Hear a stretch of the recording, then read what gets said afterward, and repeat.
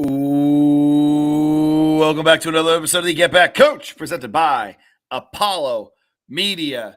Oh, we have one more week in the regular season left. But before we get into rivalry week, one of the best weeks in college football, in sports, Jay, tell them who we are brought to you by. Jake, as has been the case all season, super thrilled to be partnered with BattleBets for this college football season. If you're wondering what BattleBets is, it is college football fantasy gambling. That's right, it's fantasy gambling, so 100% free, only for college football. The perfect way to prove your college football knowledge to your friends by placing bets on spreads, over/unders, money line props, just to show that you know ball better than your friends. Again, it's 100% free to play. Doesn't cost you any money to play. So it is the only way to gamble responsibly because it's not actually gambling. And if you want to join the fun on BattleBets, be sure to tell them that we sent you. Download BattleBets and let them know that the Get Back Coach is your refer in the ambassador section. Jake, it's the last week of the regular season. We're already here. It is. It comes. We say it every episode. It just absolutely flies by. You have to take advantage of every single weekend, every single game. And we are going to start off with last Saturday first. And we're going to start on the West Coast. Oregon beats USC 42-27. DeCorian Moore out for the Ducks. But Malik Benson, Jay, picks up the slack. Oregon wins on the ground game, Jay. 179 rushing yards to USC's 52. That has been the Achilles heel for that Trojan defense all year long. And USC 0 sacks on the day. Yeah, and Oregon being able to rely on their rushing game as much as they did is a big factor in that limited sack number. We thought USC had maybe overcome some of their issues in the trenches with the win over Iowa.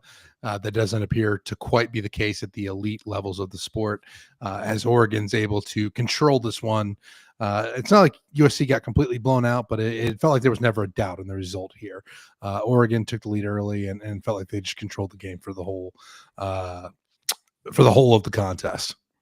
Yeah, I mean, this was close for a little bit. I am super impressed with Oregon all this year with their rushing attack. It looked good against Penn State, even though they didn't cash in some of those touchdowns. But they looked very good. I like this Oregon team. And Jay, this Oregon team's young. Yeah. This team is young. And I think with USC, yeah, we talked about the trenches. I think the other thing is even when they pressured Dante Moore, they couldn't get home. And that I think is huge. Dante Moore, he's an elusive guy. He's very difficult to kind of get your hands around. And USC was not able to get him down for a single sack. Only 2 tackles for loss in the entire football game. But yeah, Oregon, late second quarter, you could see it. It's starting to kind of the momentum turn their way. And then they pretty much won this one handedly. USC made it a game, but this was all Oregon in the second half. Yeah, just a strong performance, and I feel like this pretty much punches Oregon's playoff ticket. Obviously, if something weird happens at the end of the season with Washington, we'll keep an eye on that. But this was the signature win that Oregon needed after everything that has happened so far this season. They point to the lack of a strength of schedule. Oregon getting the win over USC does a lot to get rid of some of those doubts. Oh, yeah, absolutely. Moving on, probably the premier SEC game of the week. Yeah, and SoCon week. Yeah. Oklahoma beats Mizzou 17-6. And the biggest question, Bo Prabula played? Yeah. Dislocated ankle, comes back in 4 weeks to play in this game. Gotta admire the toughness of him. I have to assume that it was a clean dislocation. I'm not a doctor by any means, but the only way the only way you come back from a dislocated ankle to play in the same season is if you got really lucky with the interior damage there. Honestly, just glad to see him back. Didn't look like 100%, obviously, nor should you expect 100% out of a guy bouncing back from a dislocated ankle only 4 weeks down the road. But yeah, I think the story of this one is the Oklahoma defense. The OU defense is just strong.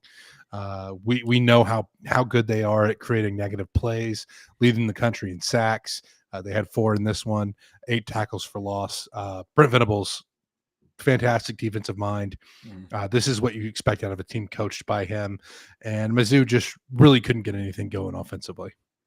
No, they really couldn't, Jay. And I think Mizzou settling for 2 field goals, I think, is the difference there. Oklahoma gets 2 touchdowns, Mizzou getting 2 field goals. And Jay, how about this? Stat of the year. Oklahoma is perfect in the red zone. They have not or they have always come up with points when they get in the red zone. That right there is a winning type of stat right there. I also would like to dive into, and I don't have them in front of me, how many times they make other teams settle for field goals. Yeah. Because that right there is a winning recipe. If you score in the red zone and you hold the team to field goals in the red zone, that's a winning recipe to Brent Venables right there. But yeah, you talked about Bo Prabula coming back. Yeah, did not look great. Even in the beginning of the year, Jay, he's not a quarterback that's going to stretch the field. He's going to RPO, dink, dunk. He just didn't look comfortable. He got smoked a couple times running. Like, he just didn't have that power behind him. Yeah, didn't have the power, doesn't have as much speed as he normally does. And you're playing against an Oklahoma defense that is known for its speed Good. and ability to chase down quarterbacks when they try to scramble. So not a real surprise there. Just kind of a bad matchup for Mizzou in this one. I think Oklahoma had the keys to shutting down their offense. Ahmad Hardy still very, very impressive as a running back, but just not able to get as much going as you'd like if you're Mizzou. And this Big 8 game in the SEC ends with OU on top. Yeah. One last thing. I hate Oklahoma's uniforms in this one. I hate them. You like the classic look. What? Of course I like the classic. I mean, you're Oklahoma. Like, you have that classic red and white look. Crimson and cream, brother. Crimson and cream. Like, maybe throw a little bit of that charcoal, maybe on like maybe a trim, or maybe like a little trim with the charcoal. But yeah, especially for this class. You said a Big 8 game. Why do that for that? I don't know. I think the split zone duo guys had a take, and they said that there's not a good gray uniform in college football. I'm inclined to agree. I don't think the gray looks good. I don't know. It doesn't. I can't name one that really sticks out to me as a good gray uniform. Maybe that's something we need. We're going to clip this.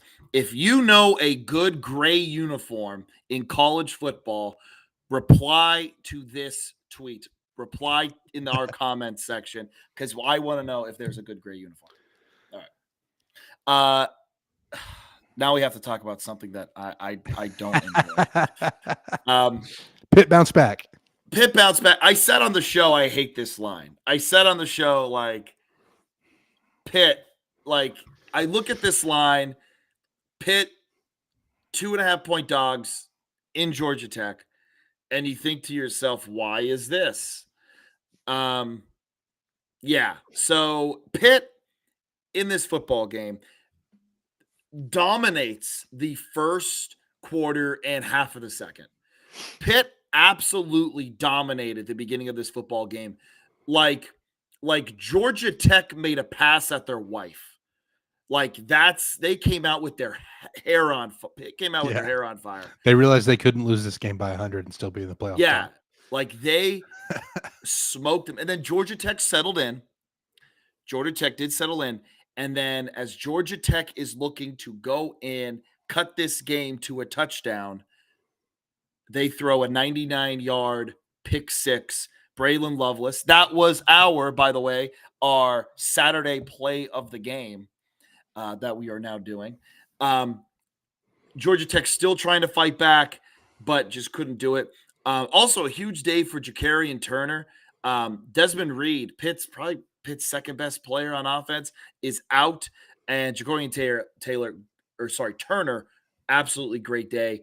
But yeah, Pitt wins convincingly to shake up the ACC. Yeah, and this is part of the problem with Georgia Tech. It feels like they've been playing with fire all year, kind of putting themselves in dangerous situations, and you knew it was going to come back to bite them at some point. Mhm. Came back to bite them in a big way at home at the Dodd. Pitt was able to take advantage, and now this shakes up the ACC title picture quite a bit, Oh God, yeah, which and we'll get into. we will be talking about, yes, very very soon. Jay, this is the one that you told me that I needed to check out because I'm gonna be honest, I was asleep while this game was going on, so I did wake up early on 8:30, on Saturday, like I usually do, to watch some of the games that I missed. Utah beats Kansas State in a shootout, 51-47. Jay, Joe Jackson for Kansas State. Kansas State, yeah. Kansas State, 293 yards. Kansas State had 472 yards on the ground. Usually, when we see shootouts like this, usually it's through the air, lots of passing, NASCAR offense.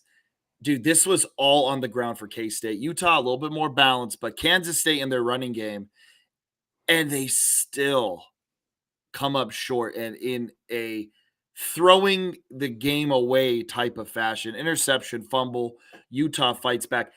Jay, they were down what 10 points with 12 points with 7 minutes to go, and they came back, and Utah came back to win. Yeah. I mean, playoff hopes on the line for Utah. Couldn't afford to lose this one. Massive comeback, really, really big for the Utes. Kansas State, this is just kind of an indictment of how their season's gone, right? We talk about the Irish curse, right? The losing team in Ireland to kick off the year.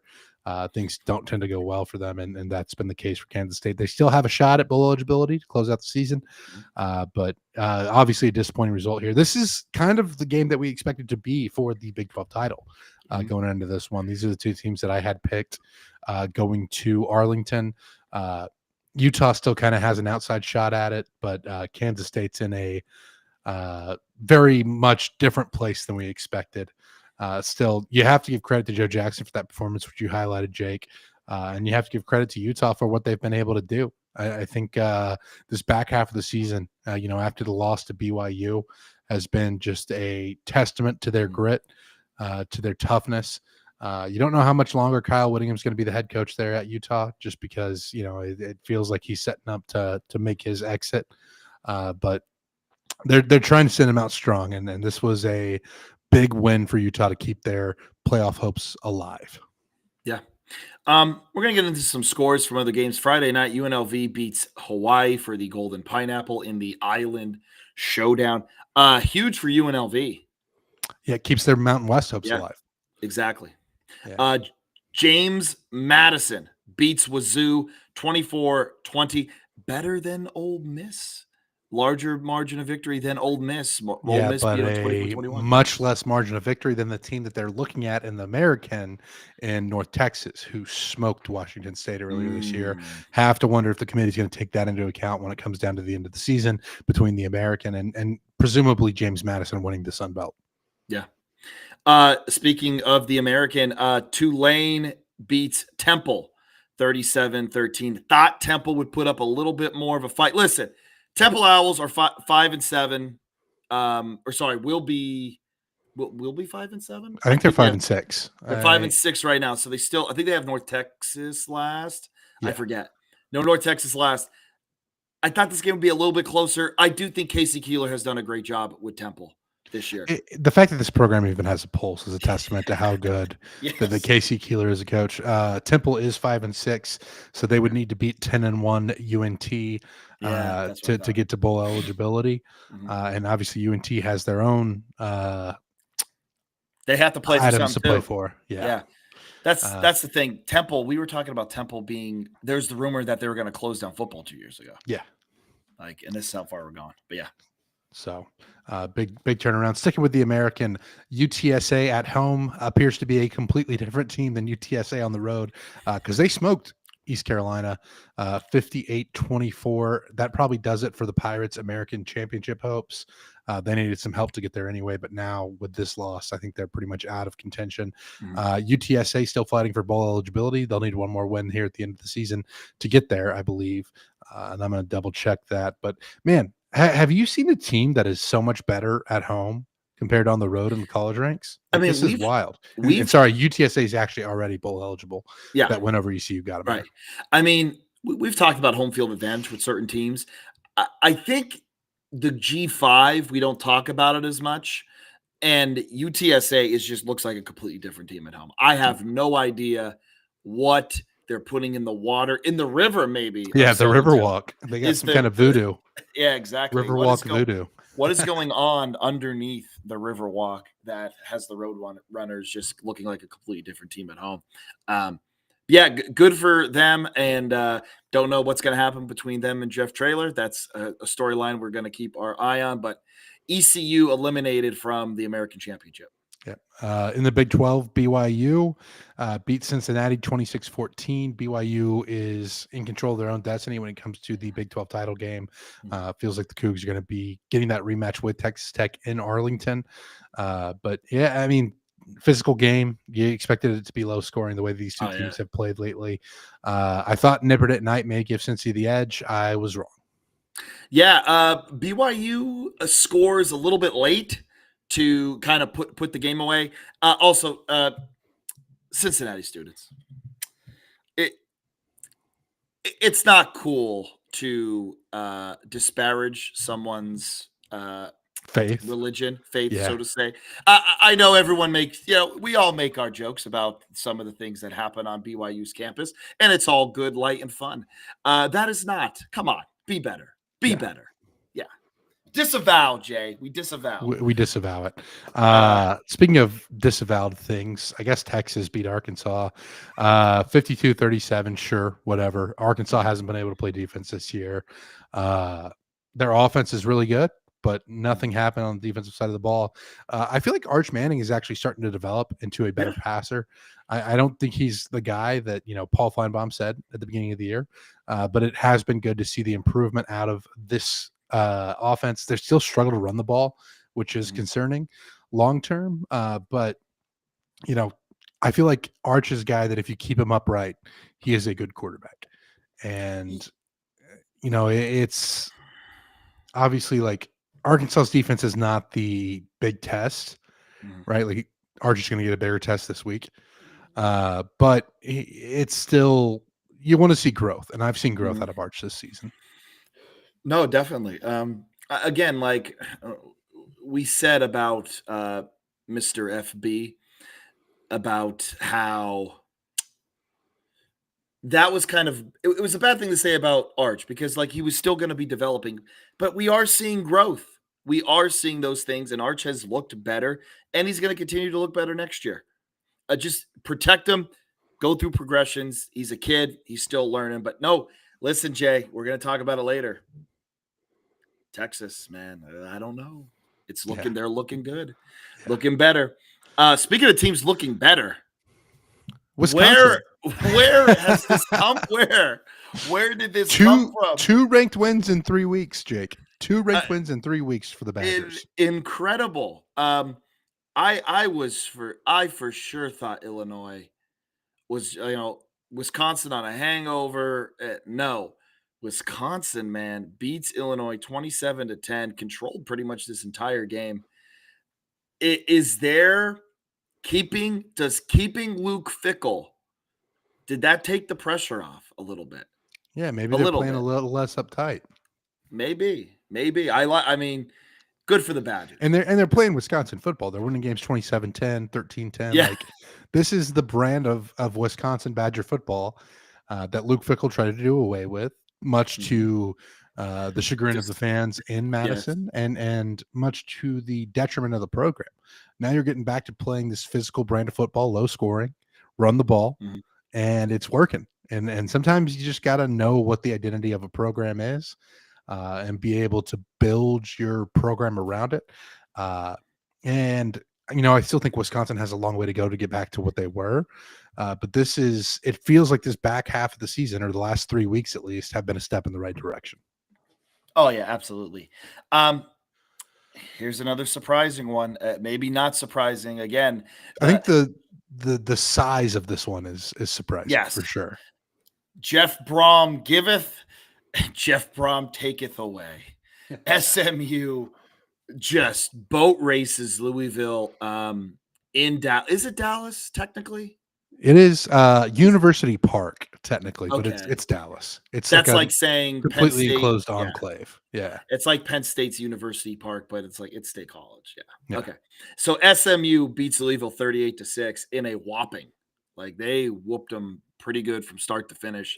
SMU, I mean, kind of quietly, they're back in the ACC They're in the title driver's race. seat. They If they are went in the out, driver's seat. if they went out, Again, they're in it. I know we're going to break that down very, very shortly. But yeah, SMU, like I feel like everyone counted them out early and they're right back in it. I mean, it may be an indictment of the ACC this year that SMU, with losses to Baylor and TCU, who have not fared well Yeah. in the Big 12, is controlling their own destiny en route to the ACC championship game. But that's not really. I mean, that's part of the beast of college football. Yep. And this next one, not a fun game. I started and I said, I'm not going to finish. I'm not fit. I'm sorry. No. I'm not finishing this. Notre Dame, in the largest butt whooping of a lifetime, beats Syracuse 70-7. Here's the thing, Jay. Syracuse is playing a lot of young guys. They are playing a lot of young guys, and eventually, I hope it pays off for Fran Brown and company. But I think Fran Brown's just like, why? I'm gonna play young guys. I'm gonna play guys who want to be here. And if I'm gonna lose by 60 points, so be it. So I kind of almost we'll respect see. it. We'll see if it works out. Well, we will see. But in apps, I had plus 35 because I didn't think, okay, Notre Dame's offense, can they even score 70 points against the Power They 5? didn't need it. They did not. They didn't need the offense because they had those Oh, turnovers early in the game. I mean, yeah, that's awful. That's how fast the game can slip away from you. Yeah, I was in the tailgate lot and I took Syracuse plus 35.5, and someone's like, Notre Dame's up 46-7 at like half. It's like it's the second quarter. I'm like, oh, I think I lost that. I think that's a loser. All right, Jay, let's get into who is in the hunt. But first, we got to talk about the ACC because I think this is the most intriguing race out of all of our power conferences here. The two teams in the driver's seat are Virginia and SMU. Okay, it is Virginia and SMU. And I had this tiebreaker up here. And here we go. Virginia. All do is beat Virginia Tech. Or if Pitt loses. That's it. If Pitt loses, Pitt has Miami to close out the season. And Pitt has Miami. Next up, SM beat Cal. You beat Cal, or if Pitt loses to Miami, SMU is in. So SMU and Virginia, it is a Pitt loss or just win their football game. So that is something to kind of teams control their own destiny. Who would have thought Virginia, too, at the beginning of the year would be controlling their own destiny going into this game? Not a chance. Nobody thought Virginia was going to control their own destiny going into the last week of the season. Is there any way that Miami can sneak in? Or yes, Miami's path. They have to win. Duke has to lose to Wake Forest, and Virginia Tech has to beat Virginia. They need a lot of help. That Virginia Tech, I don't know. Virginia Tech, Virginia, though, it's a rivalry. It's Virginia has 2 wins in the last 2 decades over Virginia Tech. It's not been a good rivalry for Virginia. No. Pitt needs to beat Miami, and SMU or Virginia have to lose. If SMU or Virginia lose, and then Pitt needs to win to get in. Georgia Tech, their game doesn't matter because they play Georgia. Virginia has to lose to Virginia Tech, and SMU has to lose to Cal. So that's a tough one. Yeah. That's not even an or. That's an and. A Cal that has fired their coach, by the way. Justin Wilcox gone. Hang on. The coach got fired, Game J. Maybe. And Combined with then the Calgorithm, that is a lot of that is a lot of magic things. happening. Speaking of a lot of magic to happening, Duke still has a chance. They have to beat Wake Forest. Pitt has to lose to Miami, and SMU has to lose to Cal. The fact that Duke's even in this is wild. I know. It really is. I mean, here's the thing. SMU, I think, again, people, because of those non-conference losses, kind of counted SMU out. SMU doing everything they need to get back into this title game. And here's the other thing, Jay. Again, SMU was a group of 5 team 2 years ago. Yeah. And now you're talking about them going to back-to-back ACC championships. So, Jay, let's just say UVA and SMU go to the ACC championship game, okay? Does Miami get in if they beat Pitt?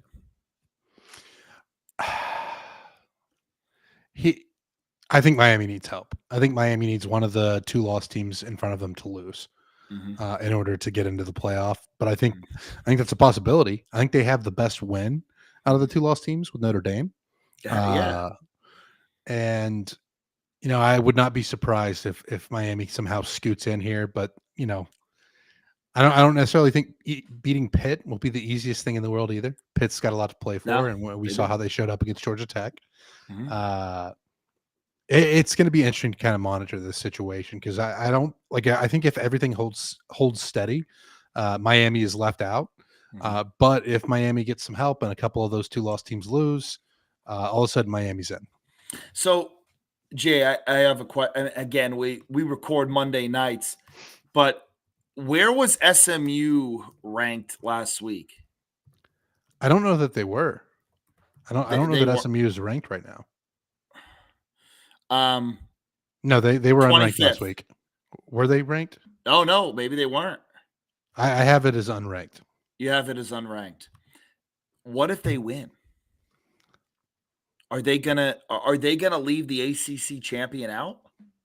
No, because then they would have to put 2 Group of 5 champions in. Is the only way that the ACC champion gets left out. Because if you win the championship, you're one of the top 5 ranked champions. You're in. I don't see any way that they rank both the American and presumptively again James Madison. I don't think they have 2 Group of 5 programs ranked. Now, if Duke is the program that somehow makes it to the ACC championship and Duke somehow wins that championship, I might have James Madison and the American over Duke. And then ACC gets left out. ACC gets left out. That's the scenario. And it's a far cry for Duke to even make it. But that is the only scenario I see the ACC getting left out. Because I think if you have Georgia Tech, Miami, Virginia, SMU, any of those teams win that conference, the ACC will have a champion in the playoff bracket. And Jay,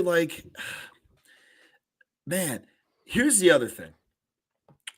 And I guess we should really hold off on this till later because this is all speculation because the table isn't fully set.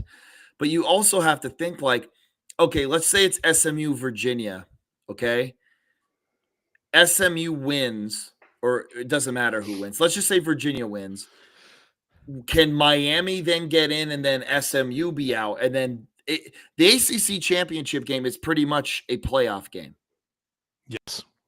Right. And then Miami's hoping for help. Miami's hoping for help, but I think if you have somebody who's way down the line, like an SMU or a Duke, sneak their way in, I think that takes away a spot from a Miami, right? I think that takes a spot away from one of those teams. Really? So you think the ACC champion would have precedent over Miami? I think it moves Miami down the list just by nature of the conference. We would have to look at head-to-head. We'd have to look at all these other variables. As of right now, let's just say chaos is brewing for the ACC. Total cannibalization here. Big 12, Texas Tech, BYU, pretty much barring Texas Tech, yes. BYU, based off where they are, it kind of depends on how that game goes in Arlington. Yeah. Okay. Big Ten. USC has been eliminated from contention. Hey, good. You had a good run. It Jay, here's the other thing. People said about the expanded playoff going to 12, it would make the games matter less. Like, okay, I understand some of your big time matchups, but USC had 2 losses and they were still fighting for the playoff. Yeah. Like That that's that Oregon USC game does not matter as much if we don't have a 12-team playoff. exactly. Exactly. And we're, Ohio State and Indiana still locked in. Oregon looks good, barring anything with Washington this If week. Oregon wins out, they're in. Michigan has a playoff game. Michigan Yep. has a playoff game on Saturday. And the SEC, A&M, Georgia, Bama, Ole Miss, Texas, Oklahoma, I think all are in the mix right here. Texas is going to need some help, I think, just They with have to 3 win. losses. They Like have to to win, and I think they also need some other teams to lose. Okay. And fall out of that 2-loss range. Oklahoma, I think if they win out, they're in. I think with the win over Mizzou, you go into the last game of the season. I mean, LSU is not an easy opponent by any means, but they're not the LSU that we're used to talking about in the SEC. But I think A&M, Georgia, Bama, Ole Miss, all in, barring disaster for Bama. I think Bama's the only one that can lose and be out. Because Ole Miss is sitting there with 1 loss.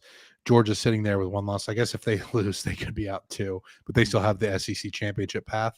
A&M, I think, is the safest position of any of these schools, which is wild to say.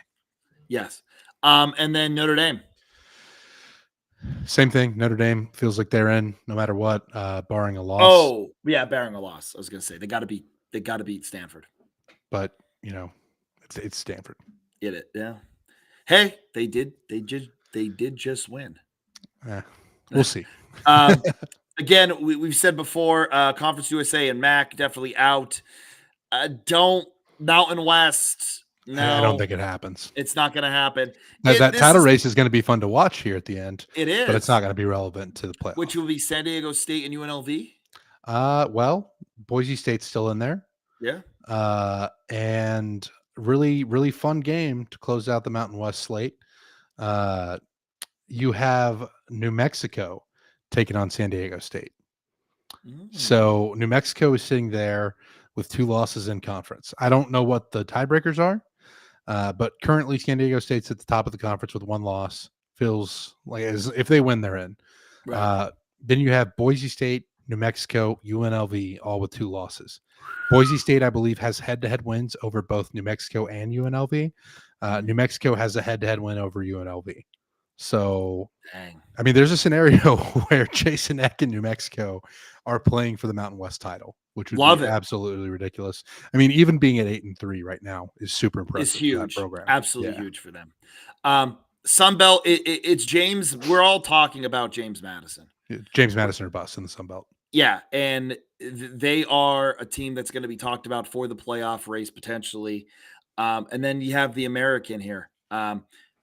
Tulane, North Texas. We think South Florida. South Florida needs James Madison to lose a game somewhere. Navy, Memphis are playing a big game on Thanksgiving, which we'll talk about. North Texas, it's looking like North Texas, right? Well, no, Tulane is the favorite. Tulane's higher ranked. Tulane is higher ranked. North Texas has the best record. And I think North Texas, should they win out, is the most no doubt. I don't know, man. Like this is getting pretty crazy here at the end. It is. Absolutely love it. Jay, before we get into FCS, I don't have it on my sheet, but we do have to talk about it. We have to lay to rest one of our favorite sons at the Get Back Coach for years, Jay. Like for a probably over half the time we've been a podcast, almost the full time we've been a podcast, actually. Justin Wilcox has been on the hot seat. And finally, his what's it called? his watch has ended Yeah. at the Calgorithm. He went 48 and 45. He had he had two winning seasons at the end of the year. He did win a bowl game. His best year is 2019 in 8-5. I think they were thinking, I think people at Cal came to the realization this is how Justin Wilcox is going to be with us. It's not going to be terrible, but we're never going to be good. Yeah. And I think I see the justification. It has been 8 years and you have 2 winning seasons. It's just an unfortunate season to be doing this in. It's a totally unfortunate. And I think that's what my shock was. You want to go to this recruiting cycle? You waited this entire time. And now when it's the most hostile coaching carousel to date, probably ever, now you want to fire Justin Wilcox? I don't. I hate. I don't. I can't That's believe what I'm happens when you get blown out by a rival, though. I know. I think that's also it as well.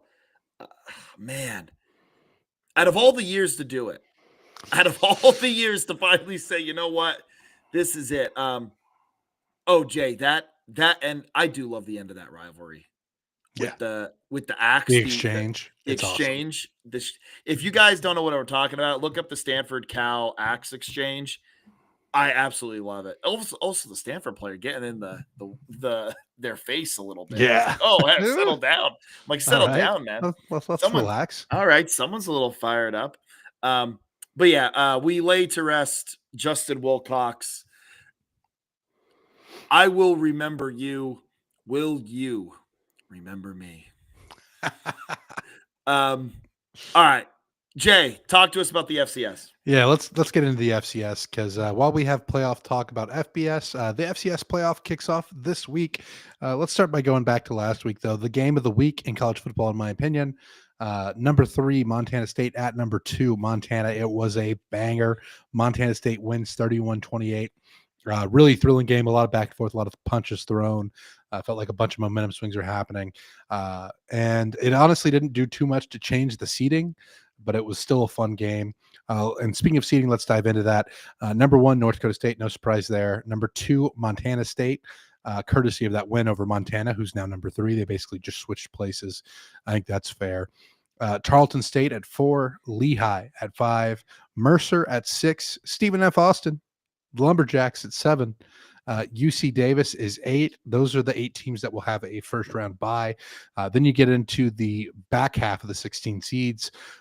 Number 9, Rhode Island. Number 10, Abilene Christian. Number 11, South Dakota. Number 12, Villanova. Number 13, Tennessee Tech, who feels like they kind of got shafted with one FCS loss, I believe. South Dakota State at 14, Youngstown State at 15. Southeastern Louisiana at 16. So the Southland gets 2 teams in there, plus unseeded Lamar. The other unseeded teams are Illinois State, Central Connecticut, Harvard, North Dakota, New Hampshire, Drake, and Yale. So the Ivy League gets 2 in the first year of the Ivy League participating in the FCS playoffs, courtesy of Yale's huge win in their game at rivalry week for FCS. Biggest snub here, Jake, Monmouth. Monmouth is out of the playoff after having a great year. 9-3 on the season. They were 8 going into the final week of the season. That's right. They were 8 seed, and they dropped completely out of the playoff with a loss to Albany to close out the year. I think they probably should have been in over North Dakota. If I'm picking a team that they should have replaced, but it's a tough job. I mean, the Missouri Valley and Big Sky make up the bulk of the teams in the playoff. That's just kind of how this goes. It feels like it's always that way. Southland has 3. Let me count the Missouri Valley teams real quick. It's a lot. Yeah, 1, 2, 6, I believe. 6 Missouri is Valley. count. Yeah. Dang, man. You talk about Monmouth, and I'm just kind of looking at their schedule. Okay, you lose to a Division I team in Charlotte by a touchdown. Okay, no shame in that. Um, you 2 or 3 touchdown loss to New Hampshire, Who's in the which playoff? who's in the playoff. Where are They're they? not seeded. They have a They play-in or won the something? conference. They won their conference. I can't remember exact. We'll go into the matchups here. And then Albany, flubbing that game at Albany, or Yeah, sorry, at home. And Albany, I don't think Albany's not good this year. They were like they're not good this year. They've two, kind of fallen yeah, off. 2-3 wins. Not a good year for Albany. Oof. And that's who keeps Monmouth out. That's the way it goes. That that's the way it be sometimes. So what let's are we looking at here? Yeah, let's go ahead and get into those first round matchups. Will be happening Saturday. Illinois State at Southeastern. I do love that for a lot of these games, it's kind of regional, like Central Connecticut at Rhode Island, I like that. Harvard at Villanova. This one's not as regional, or the next two aren't. North Dakota at Tennessee Tech. New Hampshire at South Dakota State, which it's Oof. wild seeing South Dakota State as a 14 seed, but they kind of They're faded gonna there at the end of the year. oof. Drake at South Dakota. I believe Drake's in Iowa, so this is kind of regional. Correct me if I'm wrong on that. Lamar is at Abilene Christian, so that's a Texas matchup, and then Yale at Youngstown State. Yeah, Drake's in Des Moines. There we go. Nailed it.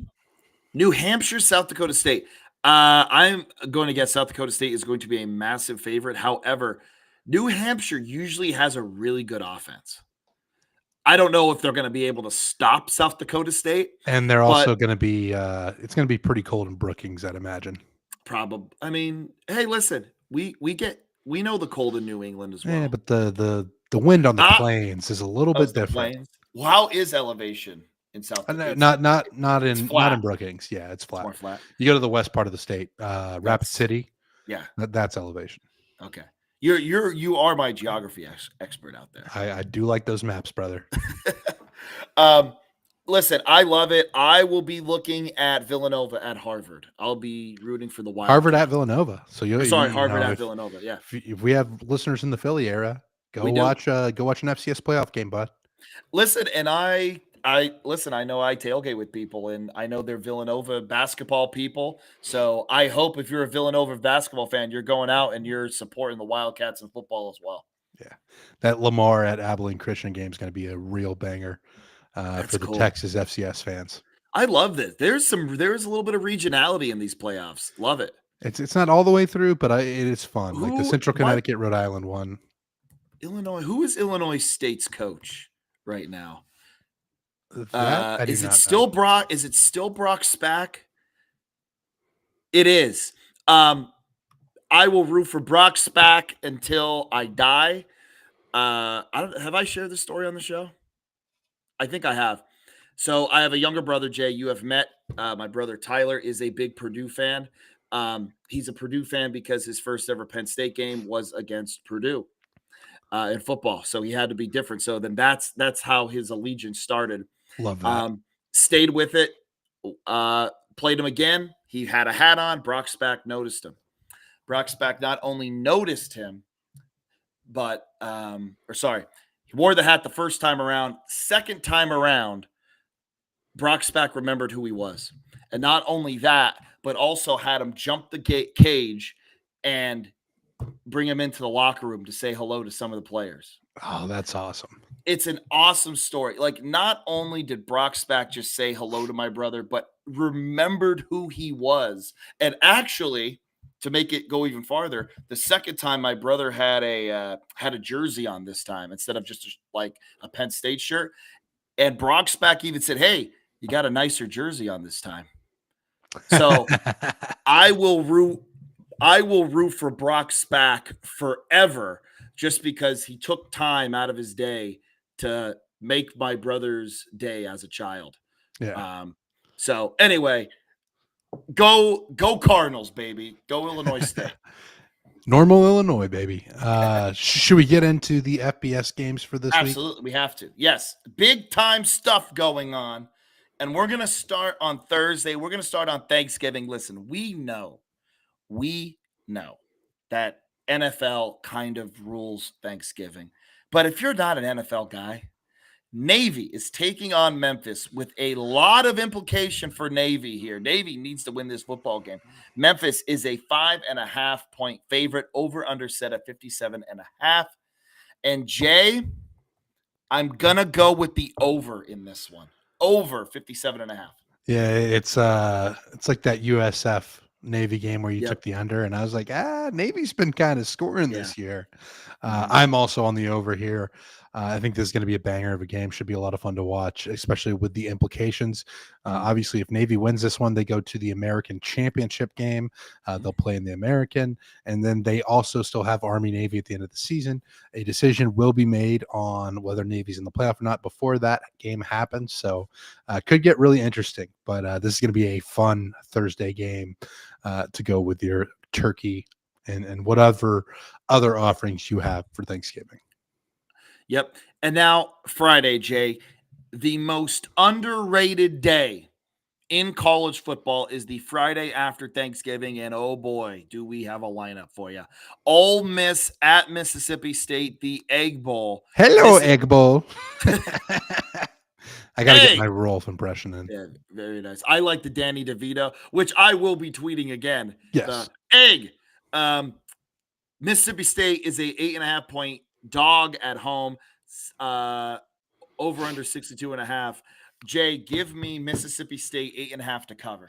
Give me Mississippi State as well. The cowbells are going to be ringing. They have a chance to ruin. There's a lot of rumors flying around Lane Kiffin right now. Maybe a little distraction in the locker room. Give me the Bulldogs because they're going to be locked in for this rivalry matchup. This game is always close. It does It's not matter. It's always chippy, always It chaotic. Love That the is Egg Bowl. hate. Lots of hate. Speaking of hate, we're going to talk a lot about it today. Iowa at Nebraska. Nebraska is actually we have 5.5 on our notes. It's gone down to 4.5. Over under 38.5. Jay, give me the under, and I'm going to pair that with same game parlay Nebraska plus 4.5. Yeah, I'm just on the under. It's going to be a low scoring game. Going to be interesting to see what the weather's like in Lincoln on Saturday. I feel like that could change things up as well. But yeah, this is going to be a slobber knocker rock fight. Like this is the way football's meant to be played, Jake. Yeah. Iowa wins, though. Iowa wins by a field goal. Nebraska covers. I know that's a thin line, but come on. Have you seen these games over the last couple of years? Like, it's going to be chaos. It's going to be low scoring. It's going to be good, tough Big Ten football. Give me Nebraska cover under 38.5. Jake, before we get into this next game, I just want to give a hearty boo. I'm booing this game because it's being played at the Mercedes-Benz. Boo. Major boo. Instead of at the Dodd. Yep. Major boo. Major boo. And did the Dodd give up, or is this – did the Dodd give up their – Yeah, the Dodd gave up their hosting. Do you know? Do we know why? Money. Money. It's money. It's usually boo. money. Major boos there. Georgia at Georgia Tech. Good old fashioned hate. Should not be played on a neutral site. 59.5 is our over under. I have no idea. I don't know. 13.5 is a lot, but is Georgia Tech has to be inspired because of last year. I don't know. I'm staying away. Give me Georgia. Ooh, because they gave up their home game. Yep. Yep. Territorial Cup. Yeah, right? Territorial. Listen, this trophy, Jay, this rivalry is older than the state of Arizona itself. This was, I mean, the Territorial Cup. It was played when Arizona was just a territory. Arizona State is a 1.5-point favorite, over under 50.5. Oh man, I'm not sure. I kind of want to take Arizona in this, but home field, Devils. Give me Devils at home. Give me Arizona. This is a massive bounce back season for this squad. They had a ton of momentum coming into the Big 12. Didn't work out last year. This year they are 8-3. I believe Arizona State's also 8-3. Winner gets to 9 wins. Would be a massive turnaround for Arizona, and I like the Wildcats to get it done. Mm-hmm. Can we say, you know what? I'm making an executive decision. We are saving the premier game for the weekend for the very end. You all know which one, He's who making I'm me talking. sweat. Yes. So we're gonna skip over, and then we're gonna do Oregon at Oregon State. Or sorry, Oregon at Washington. It should be Oregon State. Yeah. Oregon at Washington. Washington 6.5 point dog at home. Over under set at 52.5. Washington to cover. Whoo! I'm going to take Oregon to cover, but strange things happen in rivalry week, Jake. They do. They do. So but you're still taking Oregon. I'm still taking Oregon. Okay. I just think the Ducks have too much right now. Okay. Next up, the game. Ohio State at Michigan. Listen, this is a playoff game for Michigan. Michigan needs to win this game. Over under set at 44.5. Jay, the streak will come to an end. Ohio State rolls against Michigan. Rolls. Yeah, Ohio State's going to have a chip on their shoulder going into this one. They've lost 4 in a row. This is a Buckeye team that is playing incredible defense, and I think that defense is going to carry them. And they're going to make mistakes, or they're going to make Michigan make mistakes. I think it's just it feels like a good thing has been happening too long for Michigan. There's no way Ohio State does the same thing they've done the past few years. And I feel like Ohio State's more physical this year, but they also have the skill position advantage by far, especially on the offensive side of the ball. I take Ohio State to roll in this one. Yeah. Miami at Pitt. Pitt is a 7-point dog at home. Over under 50.5. Give me Hurricanes. Yeah, the Hurricanes are going to roll in this one. They're still playing for that title hope. Pitt is too. But Miami just still feels like the best team in the ACC, even though their path to the championship isn't really there without a lot of help. I just think Miami's going to outclass Pitt on this one. Yeah. Clemson at South Carolina. South Carolina, a 2.5-point home favorite. Over under 57.5. Yeah, who know? I don't know Yeah, what this is team. the disappointment bowl for the Palmetto State. Yeah. Both of these teams expected to be playoff contenders coming into the season. Both of them struggling mightily. Clemson at least is bowl eligible. South Carolina, even with a win, will not be. But by God, did you see what South Carolina did to poor Coastal Carolina? I believe the final score of that game was 50-7 for the Gamecocks. I think they were a little bit upset with how the game week went the week before those Gamecocks were, which when you blow a 27-point lead, I understand the frustration. But I am taking South Carolina in this one. I just, in a matchup of two teams who underachieved relative to expectations, I still think just South Carolina was the better team last year, and I think they'll be the better team again this year. Under 47.5. I'm going to go under 47.5. Okay. LSU at Oklahoma. Is Oklahoma taking? I guess Oklahoma is taking Texas A&M's place for the last week of the year. I guess so. I doesn't make a ton of sense to me. I think Oklahoma and Mizzou should actually be this week. Yes. Instead, because that is an old Big 8 rivalry. Wait, and then LSU can play Arkansas. Yeah, it works out. Wait, what the? How about what are that? we doing? What are we doing? Well, we'll figure it out. Yeah. But anyways, Oklahoma's a 10.5-point favorite. I like the under in this one. I think it's going to be a defensive matchup. 38.5 is the under. I don't see either team scoring a lot of points. LSU struggled with West Kentucky last week. We know that Oklahoma's bread and butter is their defense. Give me the under 38.5. Yeah, I like it too. Under 38.5. Give me that. Under. Oregon State at Wazoo, part 2. Oregon State did win the first matchup 10-7, but the Pac-2 is back for the sequel. Give me Wazoo big time. Yeah, Wazoo's going to roll in this one. It's tough to beat the same team in the same season twice, especially when I think Wazoo is the better team. Yeah. Pretty clearly. Oregon State has struggled so much this year. You lose to a Sam Houston State team that's not any good. You lose to Tulsa. Oregon State's, got some stuff they need to figure out. Washington State's just in a little better spot right now. Give me Wazoo to roll.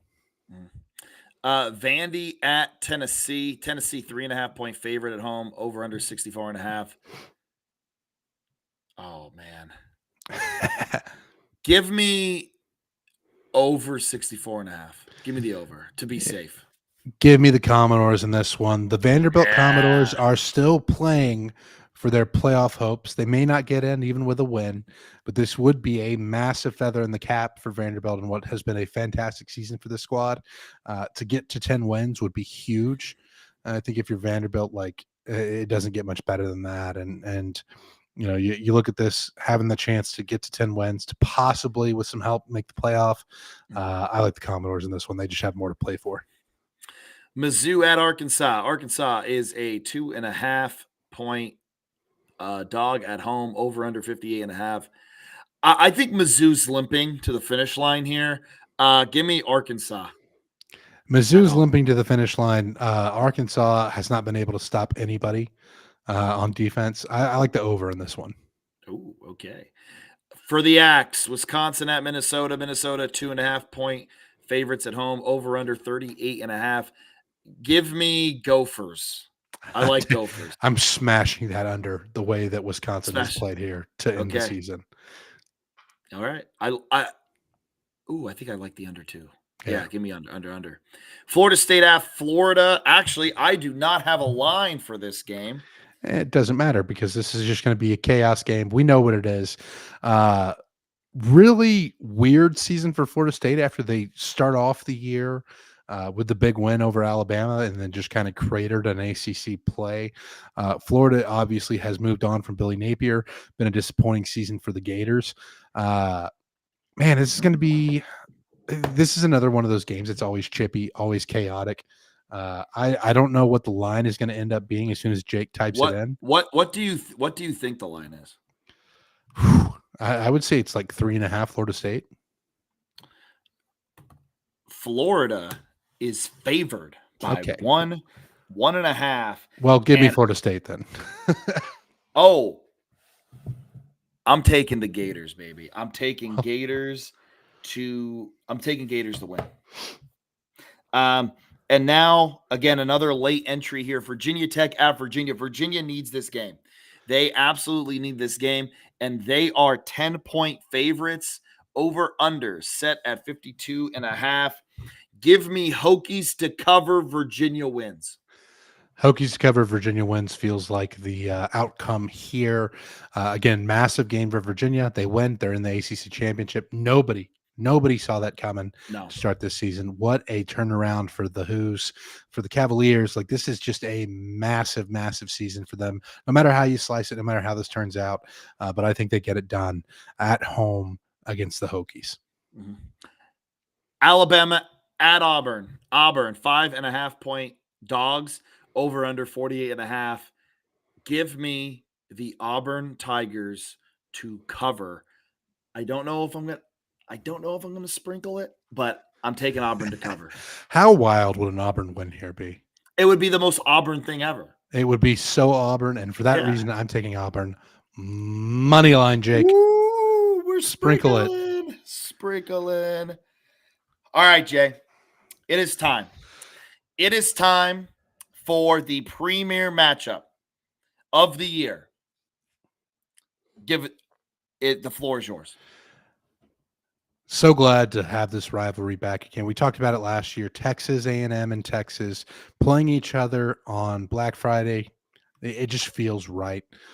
So glad to have this game back. But as far as this goes, it's massive implications for the SEC. Texas A&M win and you're in to the championship in Atlanta. If you lose, you need some scenarios to play out, but you control your own destiny for the SEC. You're probably in the playoff no matter what. Texas still has outside hopes at a playoff at 9-3 with a win over A&M. I don't know if they get enough to get it done, but we'll see.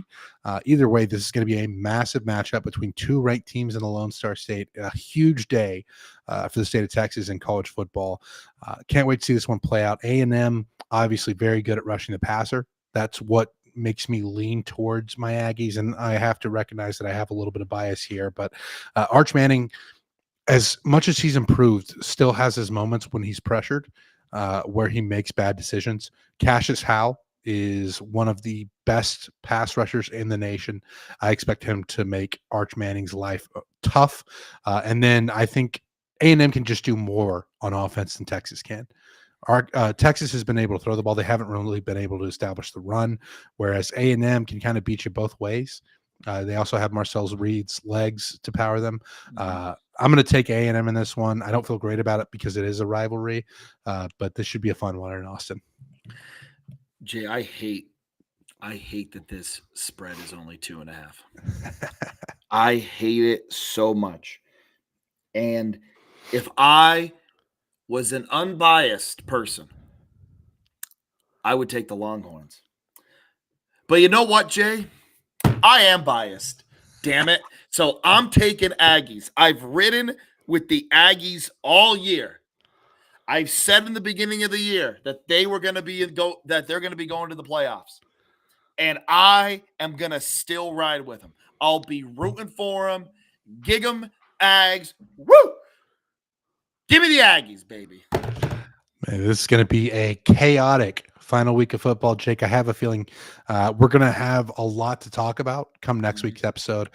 In the meantime, do all the things that help us grow as a podcast. Like, subscribe, share, 5-star reviews. Tell a friend. Word of mouth still works. We appreciate all the support that we've had from you over the season. Cannot wait to see how this final regular season week shakes out, to see what playoff games we're going to be talking about, what championships and the conferences we're going to be talking about. There's so much more fun football left to talk about, and we will see you back here next time. Jake, sign off. From all of us at the Get Back Coach, have a wonderful Thanksgiving weekend. Spend time with the people that you care about. Have a wonderful week.